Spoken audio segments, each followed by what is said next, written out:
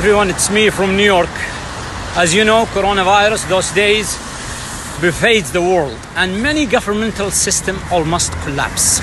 I share this video with all people across the globe, and I'm sure it will redefine our comprehension about what does human rights mean. And here, United Nations, where many independent experts, special rapporteurs highlights the human rights violations and naming the countries that violated the human rights. Amid this pandemic, let's go over the humanitarian work and see how countries responded to their nation's need. Let's start with the UK. British people got stuck abroad with no help. Old British nationals stuck in the airport after Emirates cancelled the flights and said they'd have to stay in Bali for 3 months. The UK embassy in Kuwait said, no financial assistance, go to charities. There's no fruit, there's no vegetables. You just need to stop it. Let's move into Canada. Businesses call for subsidies, and the outside, many Canadians got stuck abroad. And by the way, the Canadian government last year arranged the travel for Saudi teenager fleeing from her family. Thousands who are stuck abroad looking for help from the government to get back to Canada. There's about 1,000 Canadians that are here struggling to get back, trying to find ways, reaching out, and nobody's willing to help.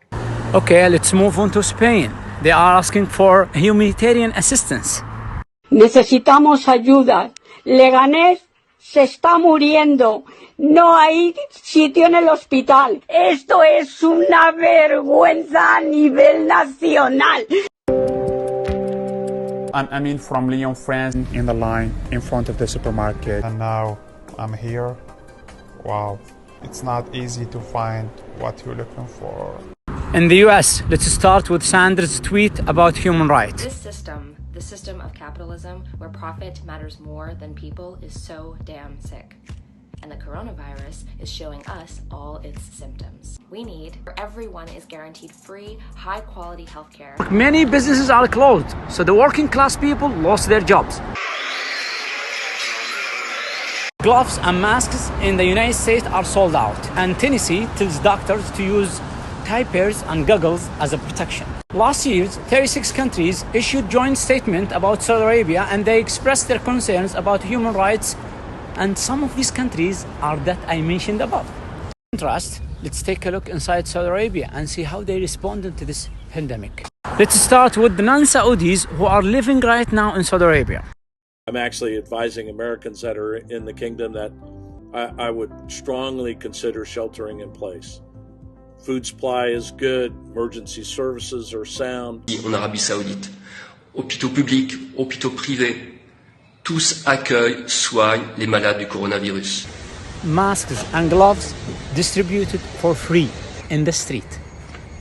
All Saudis outside the kingdom hosted, isolated in comfort. See what our Saudi government provide us with 5 stars hotel full board free of charge. 코로나 때문에 힘들었지만 그렇지만 사우디아라비아 대사 직원들 아주 감사드립니다. I am Saudi.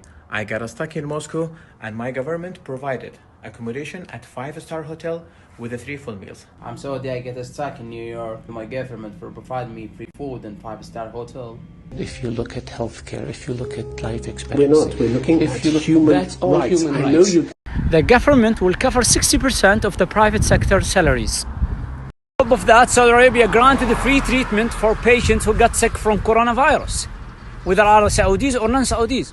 If I get sick here in New York, they will ask me about health insurance. This pandemic shows us the real value of the citizen to its government. Thing you hear about Saudi Arabia, it's based on false allegations and sensationalism, which serves the politician or press agenda or interests. To conclude, what Saudi Arabia did, it's not a human rights. It's something more far away from our comprehensions, something called fatherhood, which is mutual respect, love and care between the government and its people. And this should be taught next year here as a role model in the United Nations. Thank you.